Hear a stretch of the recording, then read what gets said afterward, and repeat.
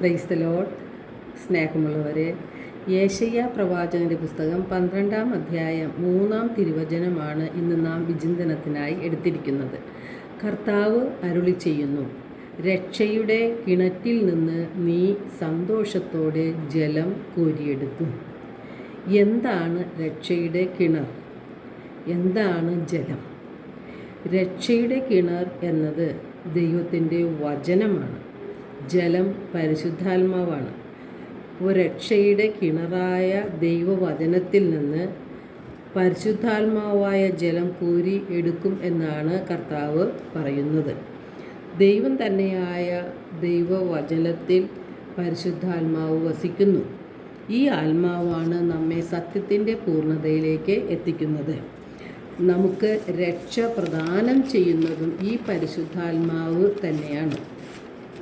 യേശു പറയുന്നുണ്ട്, എന്നിൽ വിശ്വസിക്കുന്നവൻ്റെ ഹൃദയത്തിൽ നിന്ന് വിശുദ്ധ ലിഖിതം പ്രസ്താവിക്കുന്നത് പോലെ ജീവജലത്തിൻ്റെ അരുവി ഒഴുകും. യേശുവിൽ വിശ്വസിക്കുന്നവർ സ്വീകരിക്കാനിരിക്കുന്ന പരിശുദ്ധാത്മാവിനെ പറ്റിയാണ് യേശുനാഥൻ പറയുന്നത്. യേശുവിന് 500 വർഷങ്ങൾക്ക് മുൻപ് ജീവിച്ചിരുന്ന ജോയേൽ പ്രവാചകനിലൂടെ കർത്താവ് അരുളി ചെയ്തിട്ടുണ്ട്. ജോയേൽ 2:28 എല്ലാവരുടെയും മേൽ എൻ്റെ ആത്മാവിനെ ഞാൻ വർഷിക്കും. അപ്പോൾ റോമ 5:5 വിശുദ്ധ പൗലോസ്ലീഹ പറയുന്നു, ദൈവത്തിൻ്റെ സ്നേഹമാണ് പരിശുദ്ധാത്മാവ്. നമുക്ക് നൽകപ്പെട്ടിരിക്കുന്ന പരിശുദ്ധാത്മാവിലൂടെ ദൈവത്തിൻ്റെ സ്നേഹം നമ്മുടെ ഹൃദയങ്ങളിലേക്ക് ചൊരിയപ്പെട്ടിരിക്കുന്നു. അപ്പോൾ നമ്മുടെ ആത്മാക്കളെ രക്ഷിക്കുവാൻ കഴിയുന്നത് ദൈവത്തിൻ്റെ വചനങ്ങൾക്കാണ്. അതിനാൽ രക്ഷയുടെ കിണർ ദൈവത്തിൻ്റെ വചനം തന്നെയാണ്.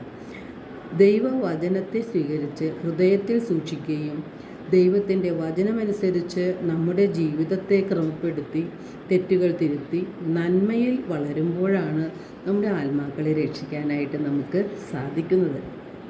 പാപത്തെക്കുറിച്ചും നീതിയെക്കുറിച്ചും ന്യായവിധിയെക്കുറിച്ചും ലോകത്തെ ബോധ്യപ്പെടുത്തി അനുതാപത്തിലേക്കും മാനസാന്തരത്തിലേക്കും നയിക്കുന്നത് പരിശുദ്ധാത്മാവാണ്. പാപത്തെയും പാപസാഹചര്യങ്ങളെയും ഉപേക്ഷിക്കുവാനുള്ള ശക്തി നമുക്ക് നൽകുന്നതും പരിശുദ്ധാത്മാവ് തന്നെയാണ്.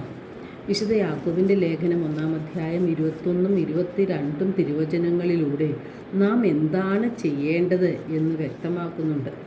ആകയാൽ എല്ലാ അശുദ്ധിയും വർദ്ധിച്ചു വരുന്ന തിന്മയും ഉപേക്ഷിച്ച് നിങ്ങളിൽ ആകിയിരിക്കുന്നതും നിങ്ങളുടെ ആത്മാക്കളെ രക്ഷിക്കാൻ കഴിവുള്ളതുമായ ജീവൻ്റെ വചനത്തെ വിനയപൂർവ്വം സ്വീകരിക്കുവിൻ. നിങ്ങൾ വചനം കേൾക്കുക മാത്രം ചെയ്യുന്ന ആത്മവഞ്ചകരാകാതെ അത് അനുവർത്തിക്കുന്നവരും ആയിരിക്കുവിൻ. അപ്പോൾ വചനം വെറുതെ കേട്ടതുകൊണ്ട് മാത്രം കാര്യമില്ല. അങ്ങനെ കേൾക്കുക മാത്രമേ നാം ചെയ്യുന്നുള്ളൂ എങ്കിൽ നമ്മുടെ ആത്മാക്കളെ നാം വഞ്ചിക്കുകയാണ് ചെയ്യുന്നത്. നാം ധാരാളം വചനം കേൾക്കുന്നു, വചനം വായിക്കുന്നു, വചനം ധ്യാനിക്കുന്നു. പക്ഷേ നമ്മുടെ ഹൃദയത്തിന് മാറ്റങ്ങളൊന്നും നാം വരുത്തുന്നില്ല എങ്കിൽ, വചനമനുസരിച്ച് നമ്മുടെ ജീവിതത്തെ ക്രമപ്പെടുത്തുന്നില്ല എങ്കിൽ നമ്മുടെ ആത്മാക്കളെ നാം വഞ്ചിക്കുകയാണ് ചെയ്യുന്നത്.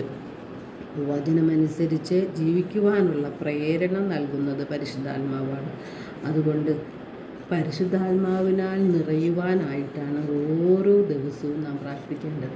നമ്മുടെ ആവശ്യങ്ങളെല്ലാം അറിയുന്ന കർത്താവ് അവയെല്ലാം നമുക്ക് നിറവേറ്റിത്തരും.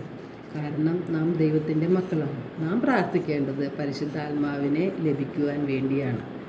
എല്ലാവർക്കും ഒരു നല്ല ദിനം ആശംസിക്കുന്നു. ദൈവം നമ്മെ ഓരോരുത്തരെയും സമൃദ്ധമായി അനുഗ്രഹിക്കട്ടെ.